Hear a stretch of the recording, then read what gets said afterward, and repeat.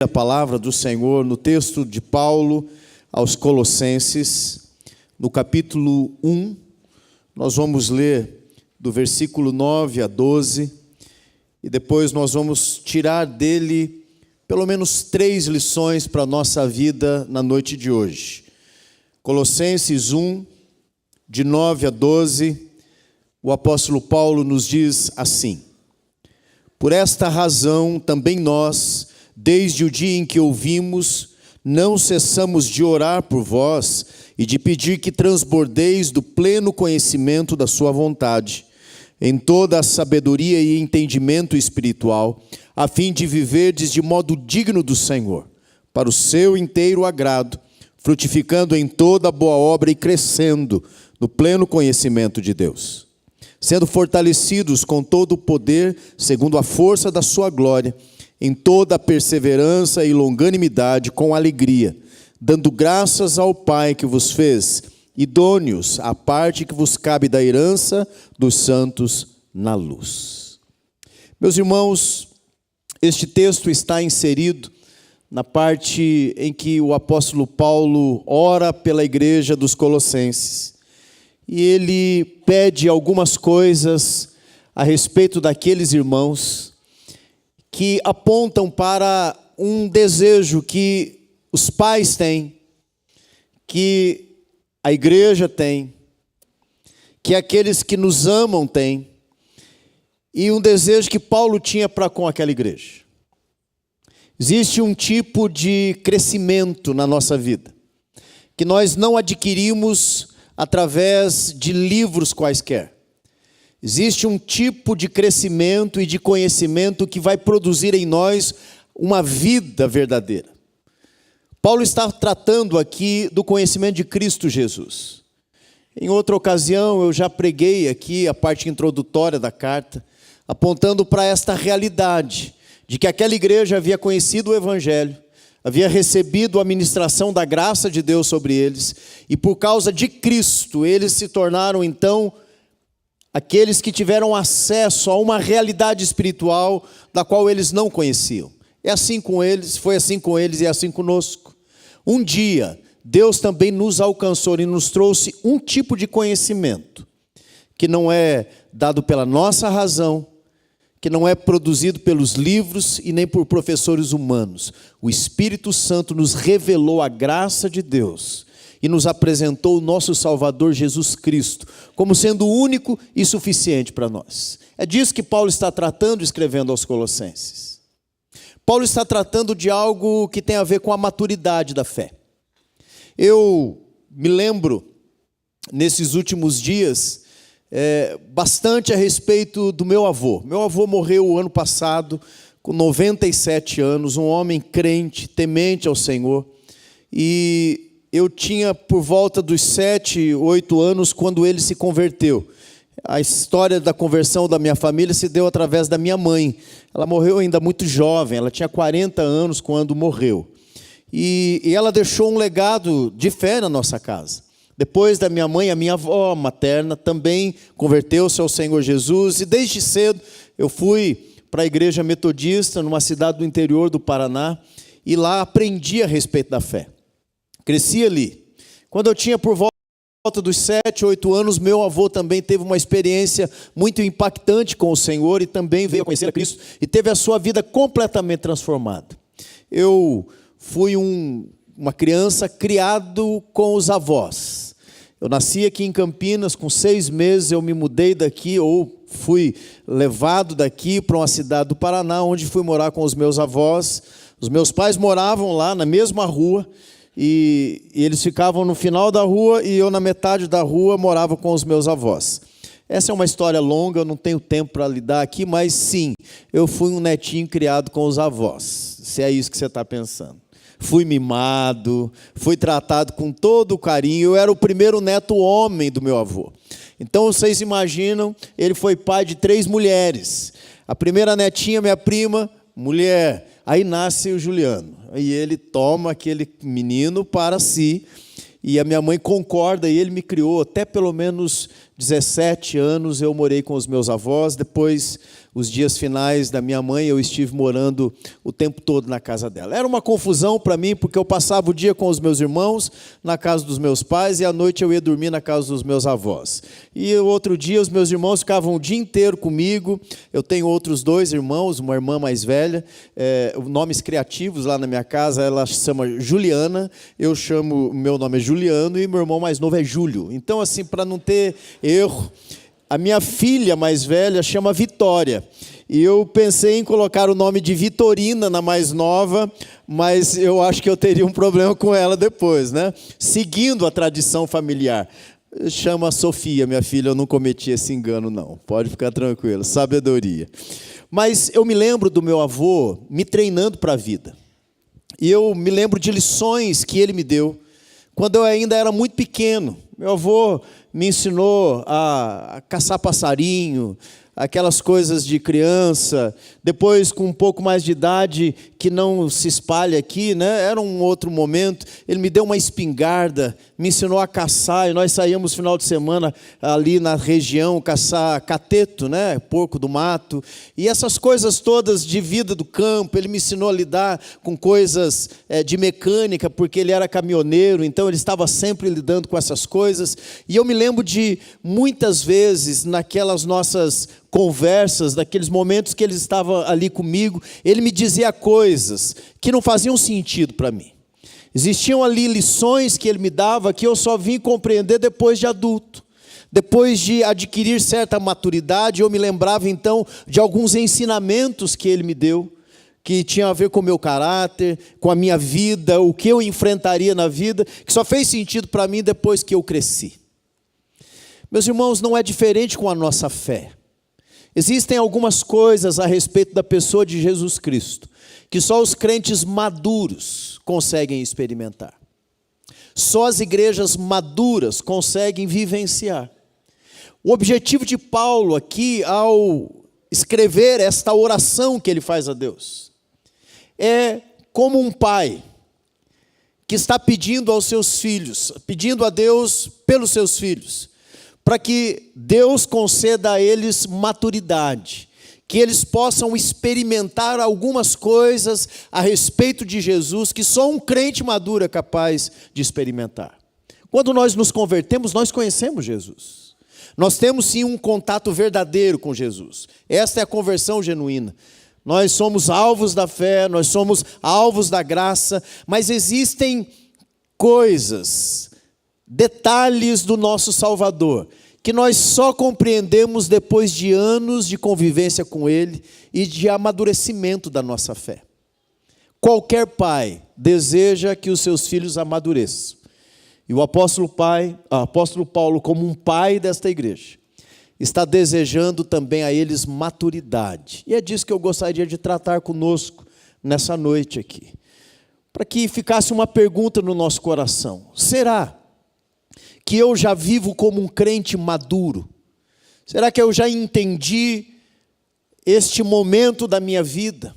Ou ainda, apesar de muito tempo, de muito contato com as coisas da fé e da religião, eu ainda me comporto como uma criança, que não consegue ter entendimento a respeito da realidade que Deus me inseriu, quando me chamou para estar na sua igreja?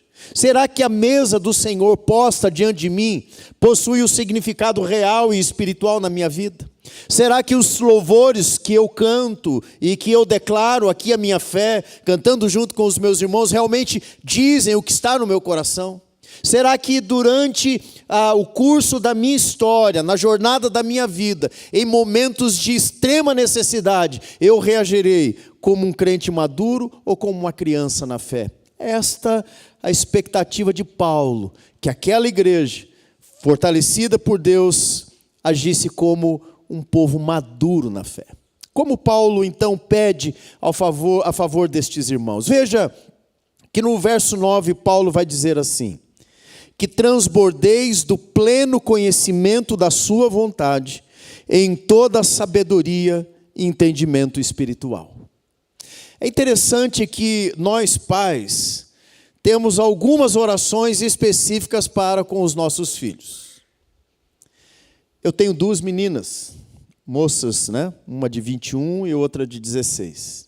Desde pequenininhas, ali ainda naquele momentinho da fralda, eu oro pelo esposo das minhas filhas. Eu sei que alguns pais não gostam nem de pensar que a filha um dia vai casar. Tem ciúmes, até gela de pensar que um dia vai entrar alguém na sua casa e a filha vai dizer assim: pai, esse é o moço do qual eu lhe falei, e eu vim para apresentá-lo aqui, meu amigo. Alguns pais já ficaram com frio na espinha aqui. E mães também são assim, viu? Talvez as mães sejam mais ainda protetoras nesse sentido. Mas eu oro pelas minhas filhas desde pequena, e uma das orações eu peço a elas, que Deus dê a elas um homem crente. Porque eu sei que elas terão problemas na vida delas. Mas eu não gostaria que o casamento delas fosse um destes problemas. Elas terão dificuldades, mas eu não gostaria, e por isso eu oro, que a dificuldade maior da vida delas fosse ter um marido que não é temente a Deus, que não caminha na mesma fé que elas, a quem elas tenham que carregar e não serem conduzidas, como diz as Escrituras. Eu oro por elas pedindo algumas coisas, mas nem sempre eu oro pedindo aquilo que Deus nos ensinou a pedir. Veja que Paulo, escrevendo a uma igreja, ele não ora por eles pedindo prosperidade para a vida deles. Vocês já perceberam quantas vezes nós paramos para orar a Deus e pedimos que Deus nos dê prosperidade? O papel nesses dias era uma coisa rara, era escrito em pergaminhos, custava muito dinheiro, eles tinham pouco acesso, o espaço de escrita é pequeno, não é como nós que escrevemos um WhatsApp. Paulo escolhe na sua oração um pedido para aquela igreja, inspirado por Deus, rogar a Deus algo que muitas vezes nós não pedimos. Paulo não pede prosperidade, Paulo não pede conforto para aquela igreja, Paulo não pede recursos financeiros para que eles possam expandir o templo deles. Paulo não está pedindo que Deus os livre de perseguições. Deus deu a Paulo uma inspiração clara do desejo que ele tem para com a igreja. E Paulo é categórico a dizer, então, que transbordeis do pleno conhecimento de sua vontade. Meus irmãos, existe algo importante aqui nesta oração de Paulo. Paulo não está falando de qualquer conhecimento. Ele está falando de um conhecimento que vem do alto. A palavra que ele usa aqui aponta para esta realidade, é epignosis a palavra, conhecimento de Deus, do alto. Paulo não está pedindo que ali no meio daquela igreja surjam novos teólogos, estudantes de teologia, doutores na teologia. Paulo não está pedindo que eles se tornem conhecedores da cultura grega, para que eles usem a cultura como um gancho para a evangelização. Não, existe um conhecimento que é superior, um conhecimento que vem de Deus, e é um conhecimento que Deus deseja que tenhamos. Nós precisamos conhecer Jesus Cristo. Muitas pessoas conhecem letras de músicas, conhecem horários de cultos, conhecem endereços de igreja, e eles frequentam estes lugares, mas eles não conhecem Jesus Cristo. O pleno conhecimento de Deus só pode existir na pessoa do seu Filho Jesus Cristo. Em outro momento da carta, ele vai dizer exatamente isso. Ele, Cristo, é a imagem visível do Deus que é invisível. Paulo está dizendo que aquela igreja cresceria e se tornaria madura a partir do momento que ela conhecesse mais a Cristo. O que você tem conhecido de Cristo nos últimos dias? Quais detalhes da pessoa do seu Redentor você percebeu nos últimos dias, nos momentos das suas devocionais? Quando você está lendo a Bíblia, o que salta das Escrituras? Promessas de recursos financeiros? Promessa de uma saúde inabalável? Sonhos e planos concluídos? Expectativas alcançadas? Ou quando você lê o texto das Escrituras, o Espírito Santo traz a você mais revelação a respeito de Jesus? Sem conhecimento de Cristo, nós nos tornaremos crentes velhos e imaturos, facilmente abalados diante de dificuldades. Quando a dureza da vida chega, só Cristo nos sustenta. Só o conhecimento da vontade de Deus.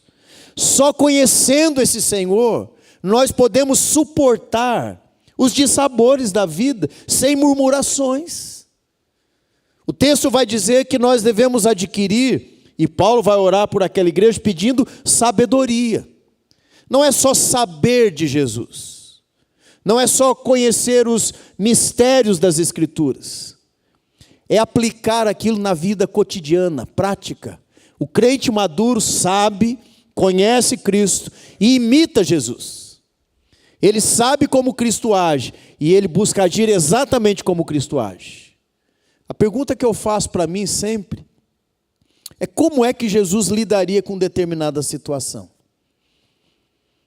Como é que Jesus responderia a determinadas acusações ou perguntas que são feitas a mim? Como Cristo reagiria diante de situações que eu sou colocado dia a dia? Porque não é o que Jesus faria, mas é o que ele já fez que eu deveria imitar. Eu sei como Jesus reagiria. Eu abro os textos bíblicos, leio os evangelhos e vejo Jesus vivendo, agindo, reagindo, respondendo. E o conhecimento que produz maturidade na igreja é este: eu imito Jesus Cristo. Paulo não pede prosperidade, não pede uma igreja relevante, popular. Ele está pedindo que eles cresçam num conhecimento que vem do alto, na sabedoria, em algo que só Deus pode dar para a igreja: discernimento espiritual. Existem muitos ventos de doutrinas nos nossos dias, como nos dias dos irmãos de Colossos. Pessoas ensinando coisas na igreja que não têm relação alguma com Deus. São conduzidos muitos crentes imaturos pela vontade dos homens. E não se dão o trabalho de procurar no texto das Escrituras para saber se aquilo ali de fato é vontade de Deus ou não. É a onda. E a onda vai, e a onda vem, e as pessoas vão como folhas secas, levadas pelo vento de um lado para o outro. Uma igreja madura possui discernimento espiritual. Ela para analisar e pensa: será que isso realmente é de Deus? Será que isso realmente é o que Deus quer que nós vivamos como igreja? Paulo então começa pedindo a Deus que dê àquele povo conhecimento do alto, sabedoria e discernimento espiritual. É o que nós deveríamos pedir para nós também. Por quê? Porque diante disso Paulo espera colher um resultado. Veja o que diz o verso 10.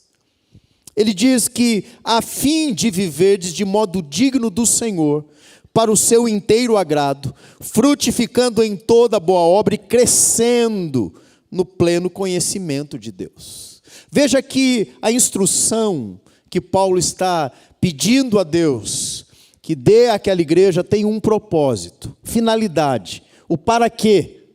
Para que eles continuem vivendo de modo digno do Senhor.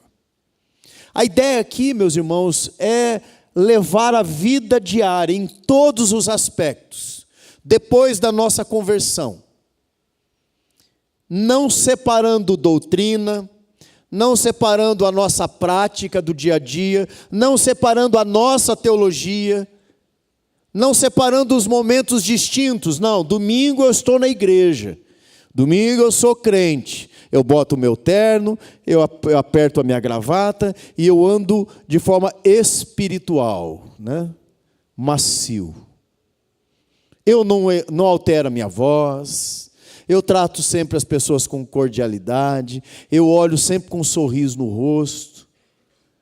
Mas durante a semana, lá no meu trabalho não dá, lá eu tenho que ser durão, lá eu tenho que falar mais alto, lá eu tenho que impor a minha vontade. Em casa, a minha esposa tem que aceitar a minha opinião, porque se ela não aceitar, eu mando. Meus filhos serão tratados na rédea curta, porque comigo é assim, eu sou alguém diferente. Na igreja, eu boto a bate-roupa espiritual e chego aqui voando nas asas do Espírito. Mas em casa, no dia a dia, no trabalho, as pessoas nem me reconhecem. Paulo vai dizer que um crente maduro, ele reage em qualquer circunstância da vida da mesma maneira. A sua doutrina, a ideia de que Cristo é o seu Senhor, vale tanto na igreja, no momento em que ele ergue a mão e adora o Senhor, como vale lá no trabalho também. Vale na sua casa, na sua família. A prática da sua vida não é separada, não é o sacro e o secular, é a vida cristã. O que eu sou? Um crente. Onde eu sou um crente? Em qualquer lugar onde eu esteja, porque Deus permitiu que eu estivesse no mundo. E Ele me livra do mal, mas Ele não me tira do mundo. É aqui que eu tenho que dar o testemunho da minha vida cristã. A minha teologia define as minhas reações. Se eu creio na soberania de Deus, então eu descanso nela. Se eu creio que Deus está no controle de todas as coisas, eu não preciso buscar a vingança, porque a Ele pertence a vingança. A teologia define a vida das pessoas. Se eu sou crente de verdade, eu vivo de modo digno do Senhor. O texto vai dizer que o resultado disso também é fruto. Uma árvore boa produz frutos bons. Mas existem árvores que não produzem mais frutos. E o que a palavra de Deus nos ensina? Que o Senhor cuida, Ele poda, Ele lida com aquele tronco, com aquele ramo, para que ele produza. Mas e se acaso ele não vier a produzir fruto algum? O Senhor corta. Porque a árvore existe para produzir fruto. Lembro do pastor Edson contando sobre um pé de acerola que ele tem lá no quintal dele. Ele lutou com aquele pé de acerola 3 anos praticamente. E o pé de acerola não dava fruto nenhum. Estava bonito. Uma árvore bonita. As folhas verdes, um verde bonito. Como decoração, ótimo. Mas ele esperava comer a acerola daquele pé e nada. E um dia ele falou, conversando comigo, eu falei, e esse pé de acerola, pastor, não dá fruto não? Ele falou, cara, nunca deu uma acerola nesse pé aí. Eu falei, poda, né? E ele podou. E lá vai mais um ano, nada de acerola. Um dia eu falei, e aí, o acerola? Ele falou, já jurei o pé de acerola. Cheguei lá e falou, se você não der fruto, eu vou te cortar. Vou te dar mais uma chance. Ele é um homem misericordioso, né? Então, e o pé de acerola, um dia, depois de uma chuva, ele chega lá, está deitado no chão. Ele falou, mas eu ainda tinha alguma coisa no coração com aquele pé de acerola. Chamei um irmão lá da igreja, botei umas estacas, levantei mais um ano, nada de fruto. Ele falou, eu vou arrancar esse pé de acerola, vou plantar outra coisa. Aí o irmão falou assim, troca de lugar. Quem sabe ele não está encontrando profundidade, as raízes, já caiu mesmo, é um sinal que as raízes não estão profundas. Trocou de lugar. Pois não é que mês passado o pé de acerola estava carregado? Falei, viu? Se você não tivesse sido como Jesus, como Deus misericordioso, você tinha queimado seu pé de acerola. Mas graças a Deus, louvado seja Deus, que é um Deus misericordioso. E Ele nutre o seu povo até que nós frutifiquemos. E Ele tem paciência, e Ele espera, e Ele poda, e Ele aduba, e Ele espera até que nós produzamos algo que dê glória a Ele. Mas haverá um dia, no último dia, em que esse tempo vai se esgotar. E a árvore que não produzir fruto de justiça, naquele dia será lançada no lago de fogo e enxofre. Porque crente existe para frutificar. A pergunta que nós temos que fazer para nós é, nós estamos produzindo fruto? Se estamos, que tipo de fruto é esse? É fruto bom? Porque a árvore boa produz fruto bom.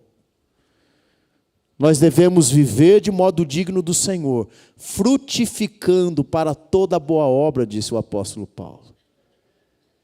Por quê? Porque a vida cristã não para. Veja que a continuação do texto vai dizer crescendo no conhecimento de Deus. A ideia de crescendo é de um movimento. Nós começamos de um tamanho, mas nós não permanecemos daquele jeito, nós evoluímos, nós crescemos porque é o propósito da existência. Nós nascemos pequenininhos e vamos crescendo, até termos uma estatura, uma estrutura madura em nós. A fé é assim. Deus nos dá uma fé inicial, nós cremos em Jesus, mas à medida que nós caminhamos a nossa vida cristã, à medida que nós aprendemos que temos que frutificar, o que se espera do crente? Que ele cresça, Meus irmãos, é coisa mais estranha você imaginar um adulto com uma mamadeira, não é? Não é estranho? Tem uns doidos nos nossos dias, né? Que tem essa paranoia de serem criança de novo. Aí tem lá um marmanjão, aí ele põe roupa de criança, de bebê. Isso é estranho para nós, é uma imagem que nos choca. Por quê? Porque nós imaginamos um corpo grande e imaginamos que aquele corpo grande possui maturidade, a pessoa cresceu. Mas existem crentes na igreja que vivem como bebês espirituais. O sujeito há 20 anos, conhece a igreja, conhece a fé, conhece a doutrina, mas como é que ele se comporta? Com birra, com manha. Se não der o meu leitinho, eu choro. Se não vier e me der a chupeta, eu reclamo. Quer sempre ser conduzido como uma criança. Birra, manha. Por quê? Porque decidiu não crescer. Decidiu se estagnar e parar e não crescer. Quanto mais conhecemos a Cristo, mais nós crescemos na fé, mais produzimos fruto, mais vivemos de modo digno do Senhor. A igreja precisa crescer, ela precisa amadurecer. Ela faz isso por si mesma? Não. Ela faz isso porque é Deus quem está produzindo. Veja o que diz o verso 11. Sendo fortalecidos com todo o poder, segundo a força da sua glória. Com todo o poder, segundo a força da sua glória. 3 palavras aqui que Paulo separa para nos mostrar como Deus tem agido em nós. A primeira palavra aí é dinamite, ou dinamis. O texto aponta para aquilo que o Espírito Santo produz em nós. Em Atos dos Apóstolos, o Senhor Jesus prometeu à igreja e disse: do alto recebereis poder, ao descer sobre vós o Espírito Santo. A palavra poder em Atos é a mesma palavra aqui. É aquilo que explode dentro da igreja, que aquece o coração do crente e o capacita para a produção daquilo que Deus espera. Nós já temos. Todos nós que um dia aceitamos o Senhor Jesus como seu único e suficiente Salvador, e fomos selados pelo Espírito Santo, nós já temos o poder que veio do alto e revestiu a igreja. Nós não temos que ficar procurando um novo poder, uma nova energia espiritual. Nós já temos, o Espírito Santo habita em nós. E se você não tem o Espírito, você não é de Deus. É isso que diz as Escrituras. Só aqueles que são de Deus possuem. E se nós temos, é porque nós somos de Deus. É o poder quem fortalece a igreja, é o Espírito Santo. Ah, pastor, mas eu estou meio desanimado ultimamente. Então, reanima, porque a força já está disponível a você no ato da conversão. O problema não está na falta de poder. O problema está na percepção das coisas. As outras 2 palavras, força e glória, são palavras que apontam para a soberania de Deus. A primeira palavra força é kratos, de ser soberano. Era o poder que os reis possuíam, que o imperador possuía. E a palavra glória aqui é doxa, é a ideia de que alguém é digno de receber adoração. Da onde nós tiramos doxologias, adorando a Deus. O que Paulo está dizendo é que Deus já tomou a decisão a respeito de nós. Deus decidiu que nós seríamos vitoriosos em Cristo Jesus. Deus decidiu na eternidade, que nós seríamos capacitados pelo poder do Espírito Santo para fazer aquilo que Ele escolheu que fizéssemos. Deus já nos deu tudo o que nós precisamos para crescermos em fé e adquirirmos maturidade. É Deus e não a igreja. É Deus e não a minha força. É Deus e não a minha inteligência que está me fortalecendo dia a dia. Você pode passar por qualquer aflição, qualquer dificuldade, qualquer desafio, jamais será algo maior do que você. Sabe por quê? Porque Deus te dá exatamente na medida das suas forças, na medida das suas capacidades. E você e eu nunca podemos dizer, isso está muito grande para mim. Deus sabe exatamente o que eu preciso para superar todas as dificuldades. Por isso Paulo vai dizer que Deus é quem está fortalecendo a igreja. Meus irmãos, nós podemos ter estratégias. Nós podemos ter e fazer planos, e nós fazemos. A igreja pode pensar em muitas formas de buscar esse crescimento. Nós podemos melhorar muitas coisas, mas nós não podemos produzir o crescimento na igreja. Porque esse crescimento quem dá é o Senhor, é o Espírito Santo quem capacita, é a vontade de Deus que traz as pessoas para cá, e é Ele que está levantando uma família que vai estar com Ele na eternidade. Nós podemos fazer muitas coisas na nossa vida pessoal, mas se Deus não estiver querendo conosco, os nossos planos serão frustrados. Um dos maiores problemas do povo de Deus é que eles planejam, e depois chama Deus para uma sociedade que Deus nunca se propôs a estar. Eles entram em negócios, e quando veem que aquilo não vai dar certo, eles começam campanhas de oração para pedir, Deus, entra de sócio aqui, porque senão esse negócio vai ruir. Eles começam errado no casamento, não obedecem a Deus, depois buscam a igreja para Deus consertar aquilo que está sendo feito errado. Deus pode fazer todas estas coisas, e Ele faz. Mas o correto para um crente maduro, para um crente que conhece a verdade de Deus, é perguntar para Deus primeiro, o que o Senhor quer que eu faça? Como o Senhor quer que eu viva? Que tipo de plano o Senhor tem para a minha vida? Porque eu sei que o Senhor já me deu o poder do Espírito Santo, eu sei que o Senhor já me capacitou com a sua força, e eu sei que toda a minha vida deve corresponder à tua glória, à tua expectativa para comigo, e não a minha. Paulo sabe que aquela igreja sem Deus vai fracassar, mas ele não tem medo, e quando ele ora a Deus, ele ora para que eles sejam fortalecidos com o poder de Deus, segundo a força de Deus, para a glória de Deus. O resultado disso na vida daquelas pessoas, duas palavras aqui, perseverança e longanimidade. Talvez o que Paulo esteja trazendo aqui sejam duas categorias de paciência. Perseverança, para que eu permaneça firme diante dos desafios da minha vida. Crente tem desafio. Amém, irmãos? Esse amém da igreja é sempre baixo. Eu sei. Porque a gente para pensar, puxa vida, era uma coisa que eu não queria experimentar. Porque eu sei que alguns desafios são muito grandes.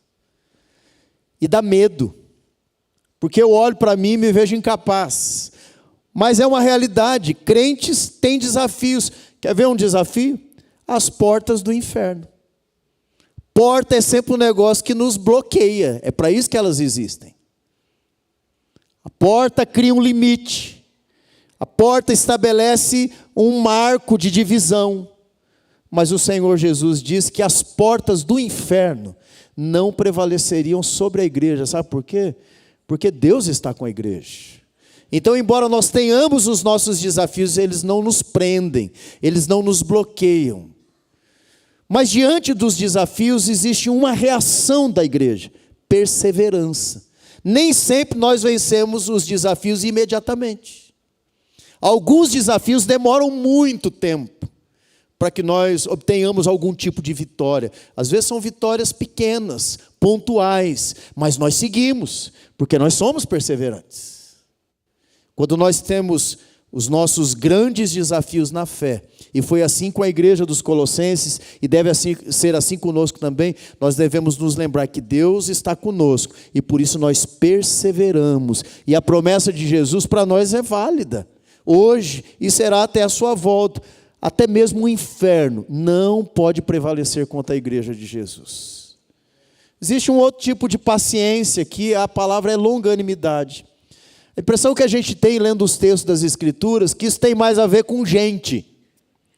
Ser longânimo é deixar o negócio esticar. Sabe aquela palavra que é usada hoje, resiliência? A Bíblia já usava antes, mas era longanimidade.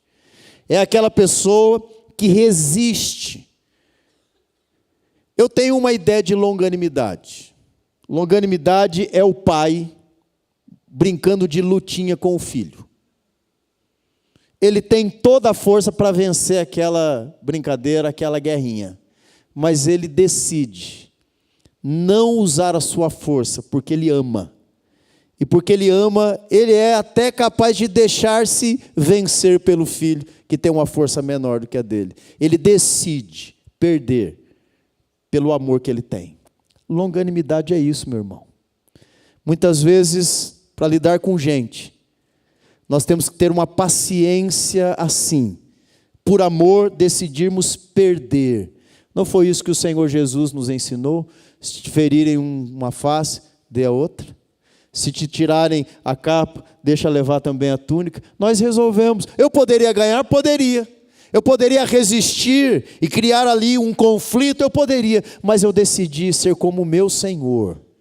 E não revidar desta maneira, porque eu creio que Deus está no controle de todas as coisas. Dele é o poder, dele é a força, dele é a glória. E por isso eu sou perseverante e paciente na minha vida cristã. Meus irmãos, eu gostaria de encerrar trazendo aqui alguns indicadores de uma vida madura. O texto termina dizendo assim: dando graças ao Pai, que vos fez idôneos à parte que vos cabe da herança dos santos na luz.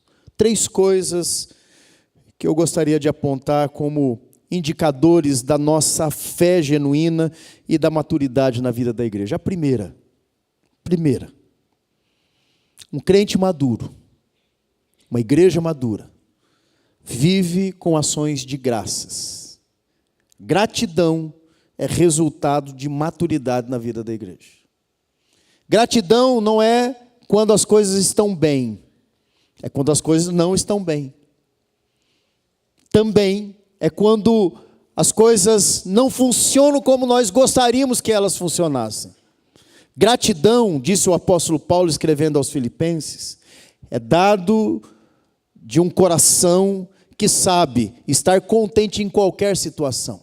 Tanto sei, disse Paulo, estar na fartura como na escassez, livre para viver ou aprisionado, sendo elogiado ou sendo perseguido.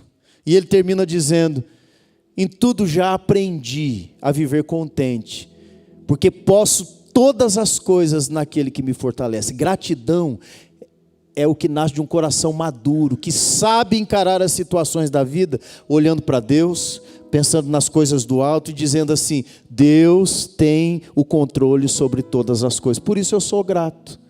Um crente maduro é grato por enfermidades que lhe alcançam. Não porque ele quer e gosta da enfermidade, mas porque ele entende que Deus está agindo na sua vida. Se Deus quiser, ele será livre daquela enfermidade. Se Deus não quiser, louvado seja Deus. Um crente maduro é como aqueles 3 jovens na fornalha de fogo. Se o nosso Deus quiser, Ele pode nos livrar daqui, mas se Ele não quiser também, nós ainda assim o adoraremos. Isso é gratidão a Deus. Eu sei o que eu recebi do Senhor. Eu recebi a graça. E por isso o que vier depois disso para mim é lucro. O apóstolo Paulo vai dizer: não sou mais eu quem vive, é Cristo quem vive em mim. Coração maduro sabe ser grato a Deus, independentemente das circunstâncias. Sabe o que é contrário a isso? Murmurações.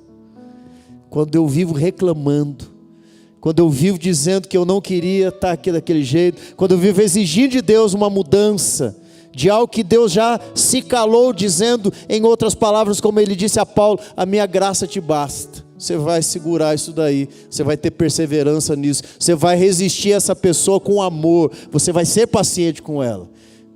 Quando eu reclamo do que Deus está fazendo na minha vida, eu revelo a minha imaturidade. Um crente maduro é grato. Segunda coisa que Paulo vai dizer aqui, alegria. É claro que nós não estamos felizes sempre, nós não somos bobalhões, que ficamos rindo de tragédias. Nós recebemos emoções, e as emoções que Deus nos deu, nos fazem às vezes chorar, a tristeza nos alcança.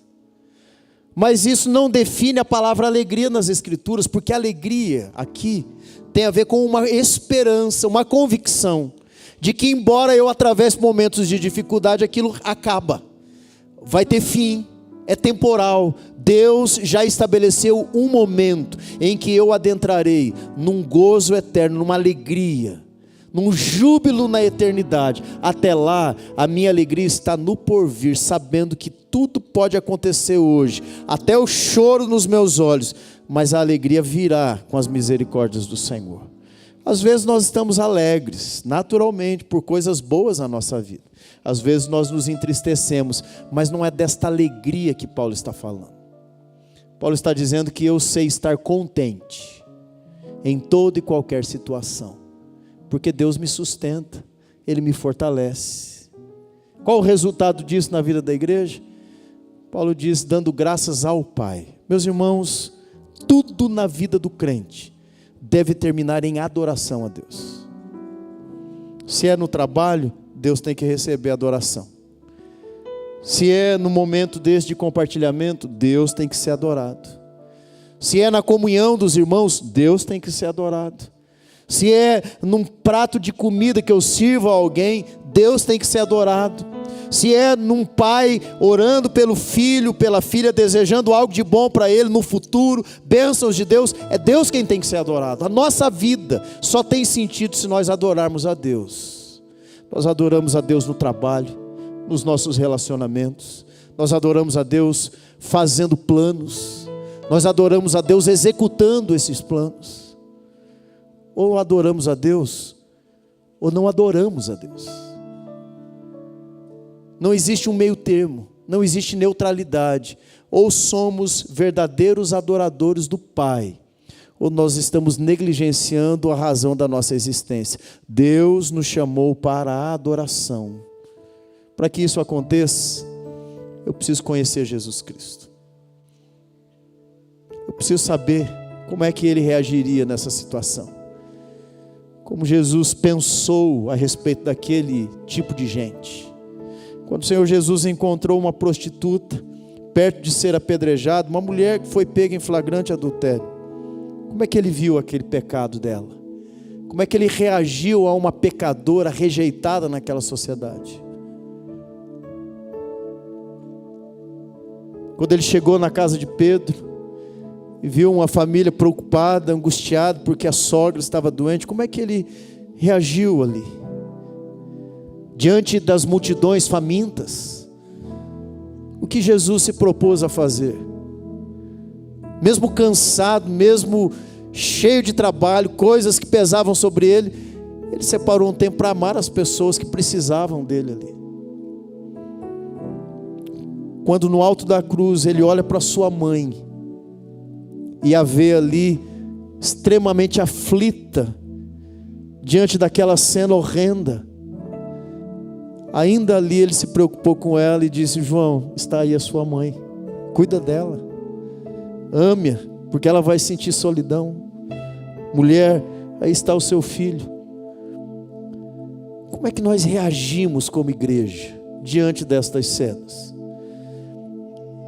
Isso vai definir se nós somos crentes maduros ou não. Minha pergunta a você: você tem crescido? Diante dessa oração do apóstolo Paulo, você tem se visto nela? Você tem amadurecido? Ou você tem se aproximado de Jesus sem desejar conhecê-lo? Talvez você esteja se relacionando com a igreja, mas não com o Senhor da igreja. Talvez em algum momento você até foi mais próximo de Jesus, mas o tempo te levou para longe, você está distante dele. Eu gostaria que nós orássemos nessa hora, pedindo que essa semana que se inicia, no dia de hoje, pudesse nos dar uma nova experiência. Que experiência é essa? Que esta palavra pudesse fazer algum sentido para nós no dia a dia. Que ao longo desta semana Deus nos desafiasse a experimentarmos este Jesus, a vivermos de modo digno deste Senhor, a conhecermos e praticarmos algo a respeito do nosso Cristo, do nosso modelo, do nosso Salvador. Talvez Deus te dê uma oportunidade de você reagir como Jesus reagiria. Se você for alguém que já amadureceu, isso vai certamente acontecer. Se não, o leitinho, a chupeta, a manha, tudo isso vai vir à tona na sua vida mais uma vez. Mas Deus é misericordioso e paciente conosco, e Ele há de frutificar na nossa vida, no nosso dia a dia e na vida dessa igreja aqui. Amém, meus irmãos? Vamos orar ao Senhor. Feche os teus olhos, peça ao Senhor comigo nessa hora. Senhor, nós pedimos a Ti, diante da mesa do Senhor e da realidade da comunhão espiritual que temos contigo, Senhor, nós te pedimos, com o nosso coração derramado na Tua presença, que o Senhor nos dê crescimento espiritual, mais do que crescimento numérico, Senhor, mais do que crescimento material. O que esta igreja necessita do Senhor é aquilo que o apóstolo Paulo orou pedindo aos colossenses: nós precisamos crescer no conhecimento de Deus, e só podemos fazê-lo através da relação de intimidade com o nosso Senhor e Salvador Jesus Cristo. Dai-nos, ó Deus, este crescimento, faz-nos frutificar para a Tua glória, Senhor, faz-nos apresentar esta realidade de uma vida madura, faz sairmos de uma posição e caminharmos para uma outra superior a esta, Senhor. Que hoje possamos dizer: eu cresci em relação a ontem, e que amanhã eu possa desejar fazer o mesmo, para a honra e glória do Teu nome. Abençoa essa igreja, Senhor, dai-nos o Teu crescimento, dai-nos, ó Deus, o Teu frutificar no meio de nós. Faz-nos, ó Deus, prosperar com a prosperidade que vem do alto para a nossa vida.